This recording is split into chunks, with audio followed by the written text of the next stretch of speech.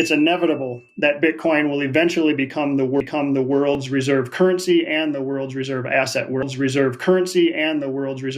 We're on that trajectory. I'm still holding on to my thesis of Bitcoin at a price target of about 475,000 by the fourth quarter of 2025. And that's because of now nation state involvement. It's not all about the bread. It's not all about the money. It's about changing the world. It's about technology. It's about advancement of society. It's about creating new things and creating new job opportunities, because everyone's scared that AI is going to take their job, right? But let's get back to Bitcoin, because Bitcoin just surpassed Amazon as the 5th largest asset in the world. That's a big deal. Amazon is one of the biggest conglomerates in the world, right? And Bitcoin has just surpassed it. And before you know it, Bitcoin is going to surpass all the other assets.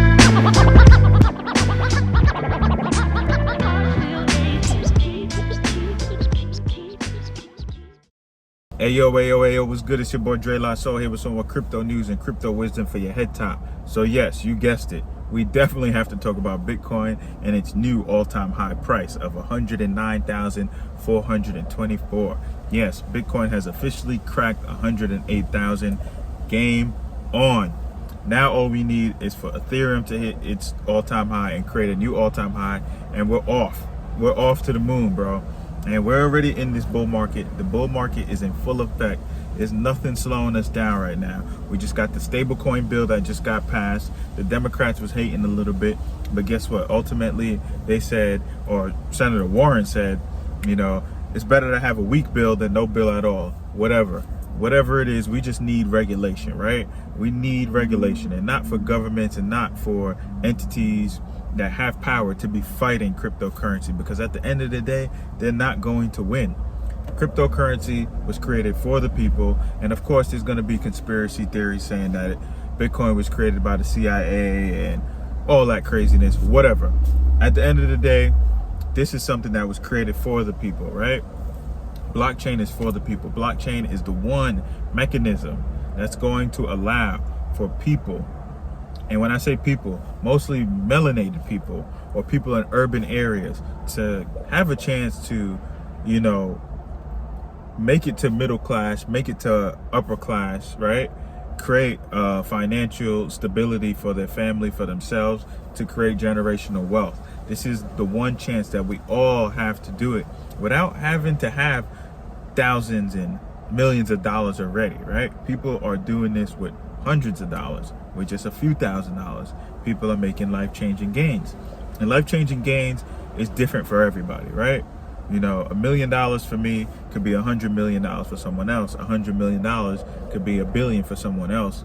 $1,000 could feel like $10,000 to somebody, right? It's all about perspective. It's all about what part of the world you're in. But at the end of the day, the blockchain technology, this innovation, cryptocurrency is allowing people the chance to change their lives, right? And that's what it's about, right? And it's not all about the money, right?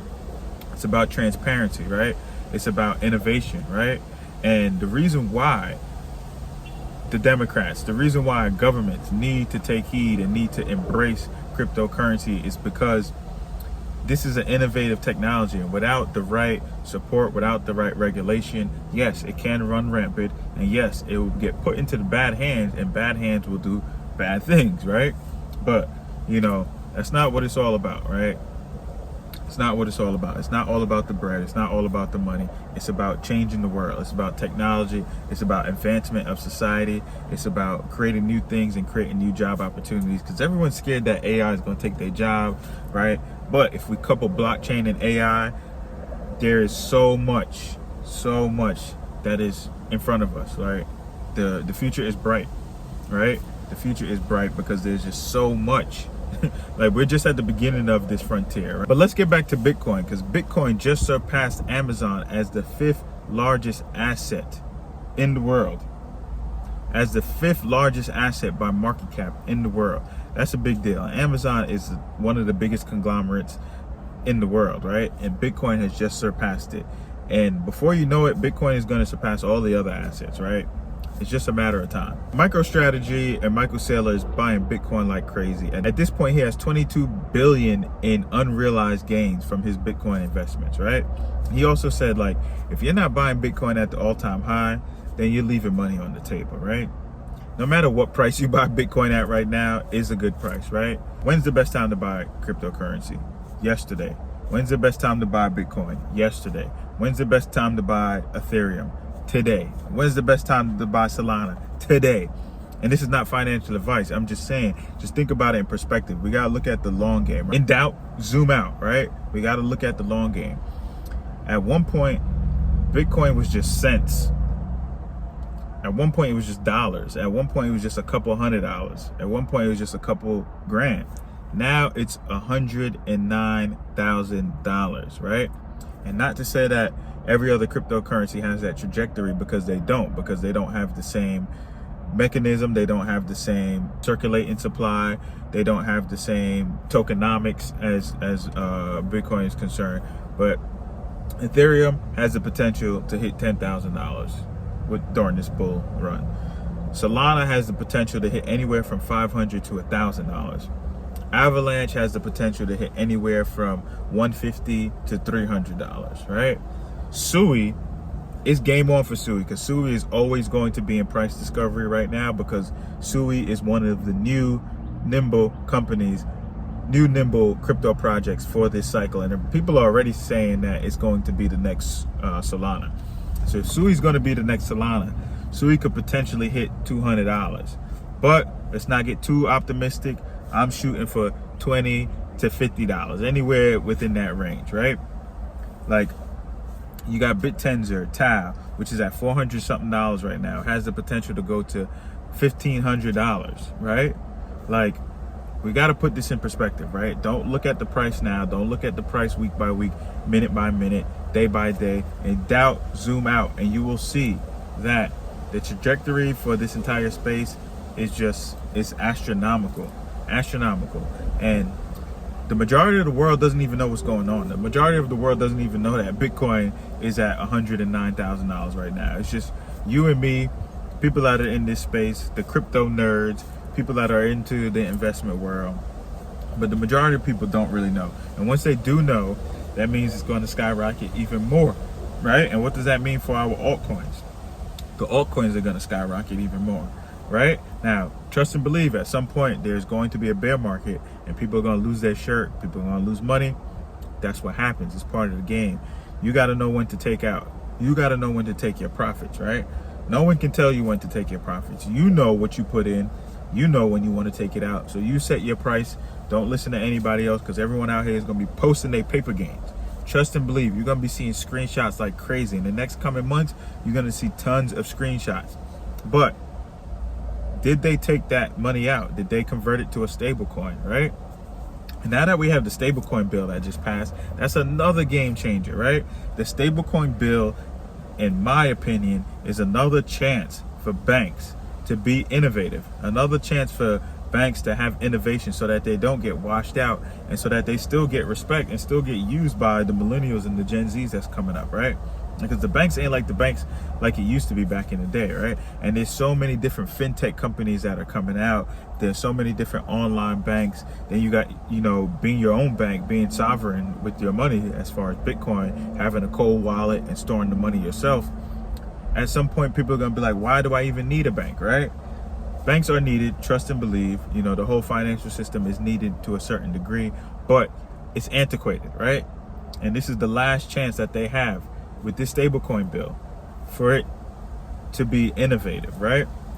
With the stablecoin bill, hopefully the banks allow interoperability, because that's what the stablecoin is going to allow, interoperability, which means, multiple companies, blockchains, entities interacting with each other seamlessly without any issues, right? So that's what we need for this space to thrive. That's what we need for banks to thrive, right? And this is their last chance with this stablecoin bill. So shout out to the Democrats for actually getting their act together. Shout out to the Republicans for working together with the Democrats. Shout out to them all, right? And I'm not talking about any politics, but shout out to them, because they are the reason why the bill got passed, right? So we got to shout out to them.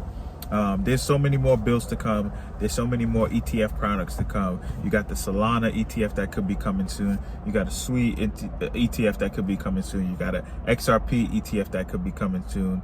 Bitcoin was the best performing ETF ever in history. You got the Ethereum ETF, and although Ethereum might not look like it's doing anything this year, Ethereum looks like it's a boring asset. Trust and believe, they are buying Ethereum like crazy. Ethereum is the new payment rail. A lot of stuff is going to exist on Ethereum when it comes to real world assets and bringing traditional assets on chain, houses on chain. You know, all that stuff is going to be built on Ethereum. Most of these blockchains that get built, they get built with the capabilities of working with Ethereum, the Ethereum virtual machine, right? So they all come into the game already given credit and given props to the leader of the smart contracts. So Ethereum has first leader advantage or first mover advantage. It has a moat, and their moat, you can say, in a sense, is smart contracts. Even though other platforms have smart contracts, their smart contracts are for like enterprise level, right? So the way I see Ethereum is like, if you want to put like billions of dollars, set it and forget it, into a certain financial vehicle or asset or tool, financial tool, that will sit on the Ethereum blockchain, right? And then the regular day-to-day, the meme coins, the fast trading, the social interactions are going to be on chains like Solana. Gaming and all that stuff, and the social interaction meme coins could also be on chains like Sui. It could also be on chains like Avalanche, right? And definitely keep your eyes on Avalanche, right? Because Avalanche has one of the games that is changing history right now, which is Off the Grid, right? Off the Grid is a foreshadow for what GTA is going to be, right? We got all this hype around GTA, and people don't really understand what benefit is going to bring to society as far as generating income, right? Because when we talk about currency, currency is based on energy, right? So currency is actually or essentially the means or the tool to exchange energy, right? So the energy that can be exchanged via these blockchains, via gaming, is the energy that should have been exchanged when people was gaming all these years, right? And spending hours of their day, in front of a screen, right? Now you can actually get paid for this stuff, right? And not just esports and competitions. I mean, actually getting paid with in-game assets, right? And Off the Grid is representing that, and that's what GTA is going to be, just at a bigger scale. So Off the Grid is like, think of like a first-person shooter game. Think of like your Call of Duties, right? Think of like Fortnite. So the way it is like the story of this particular game is like these soldiers commit to joining this war or this army or what have you, right? And in committing, they commit to also cutting off their limbs. So they cut off their arms, they cut off their legs and all that, right?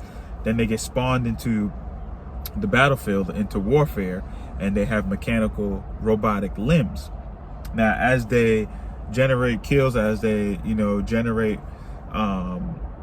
more badges, I guess you would say, they get more points and whatnot, and then they can use these points to now upgrade their armor.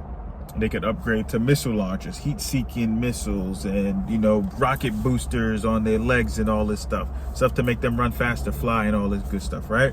Now, as they continue to play the game, and as they beat more boards, as they get more kills, get more wins, win more competitions, win more battles, whatever it is, right? Now they're gaining value on these in-game assets, right?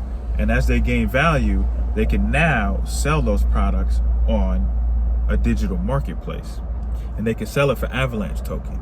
Remember, I said that these cryptocurrencies that are being built or that have been built are already built with EVM compatibility, Ethereum virtual machine compatibility.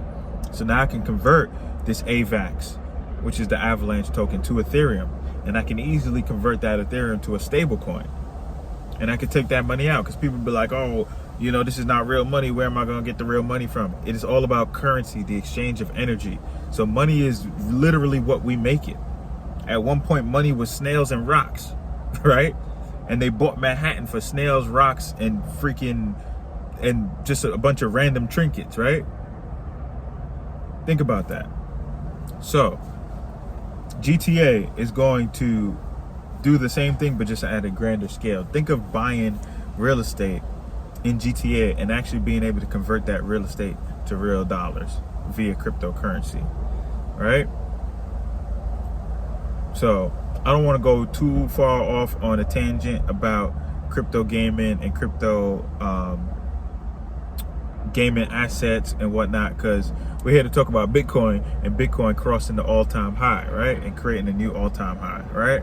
But because of that, now we know for sure, because people are always wondering, is Bitcoin solidified? Yes. Now for sure it is solidified. And I'm going to say again and again and again that it's solidified every time it hits a new all-time high. But yes, Bitcoin is solidified. Cryptocurrency is solidified. It isn't going anywhere. So make sure you do your research. And I'm going to tell y'all again, like I told you before, this is not financial advice, but I'm going to drop these gems for you. Please do some research and deepen decentralized physical infrastructure networks. If you know anything about the Jetsons, if you know anything about Fifth Element, that's the world we're stepping into. And the future isn't tomorrow, the future is now, right? DePIN is going to take IoT to the next level. And IoT is the Internet of Things. So the interactions of devices, of our phones, of our cars, cameras, smart cities, essentially, right? There was a city in, I think, New Zealand, or maybe Australia, that came out with a system for their garbage company, right? For the city center, right? So this is the area, like a common area where a lot of garbage will pile up, right? So think of like downtown city center areas, right? And what was happening is that some weekends they'll have a lot of traffic and whatnot, and other weekends they won't. So they'll be driving around the same routes and realizing that, okay, sometimes they don't got to pick up garbage here, but sometimes they got to pick up garbage at another place. Or sometimes they do have to pick up garbage at, Main Street, and they don't have to pick up garbage on Broadway. And then some days they got to pick up just as much garbage on Broadway as they do on Main Street. So they're like, how can we figure this out? Because now we're wasting gas, we're wasting time. Boom. This is how they figured it out. They put a chip inside the garbage cans, and the garbage cans indicate whether the garbage can is full or not with garbage. So that will determine if they have to drive to that particular location to pick up the garbage or not, which will then help them save on gas and help them save on time and utilize that time for where the majority of the work is, right? So that's just an idea of smart cities, right? Now, DePIN, Decentralized Physical Infrastructure Network, is taking that to another level, right? Because now these mechanisms, these platforms are built on the blockchain, right? And these blockchains have tokens, right? And people are getting paid out for providing services, for providing energy. So for providing energy, they're getting paid in a currency, right? And that's cryptocurrency. So I'll give you another example. You got Render Network token, right? These this platform is actually installed in Mac computers, right? Octane. So Render is allowing people to make money for sharing computing power and allowing people to render videos and create videos and whatnot, right? You got Helium token, which is allowing people to share their bandwidth so that people could jump on a hotspot for Wi-Fi. So it's sharing 5G Wi-Fi hotspots, right? And for sharing that, you get paid out in H&T, the Helium Network token, right? You got Diem, which is a mechanism that allows you to get paid for mapping the world. So you put a camera in your dashboard and you're recording everything, and it's gathering your driving history, your driving data. But for it gathering your driving data and recording the world in front of you like a Google map, you're getting paid out in the Diem token. So that's Decentralized Physical Infrastructure Network, right? You got DeFi, which is decentralized finance. So much can come from decentralized finance with futures and options and trading and perpetuals and all that stuff. So perpetuals is just, other assets on top of assets, or other asset tools on top of assets that already exist. So like Bitcoin futures and liquidity pools and different ways to earn interest and all that good stuff, right? So you got DeFi, DePIN, you got artificial intelligence in blockchain, you got crypto gaming in blockchain, you got RWA, which is real world assets, which is the tokenization of all assets that already exist. So the tokenization of houses and deeds, the tokenization of stocks, all that good stuff, right? Bonds, whatever it is, right? Real world assets, right? So those are the categories that you should look at: DePIN, DeFi, crypto gaming, AI blockchain, or blockchain AI, however you want to call it, crypto AI, whatever, RWA, and most importantly, smart contract blockchains, because none of this can happen without the smart contract blockchains. And the top smart contract blockchains are your Ethereums, your Solanas, your Swees, right? Your Avalanches, right? And there's some new nimble ones that are coming out as well, like Say and Aptos. There's so many, but make sure you do your research. And make sure you tap in with your boy Dre La Soul. Make sure you like, subscribe, tell a friend to tell a friend. And we out.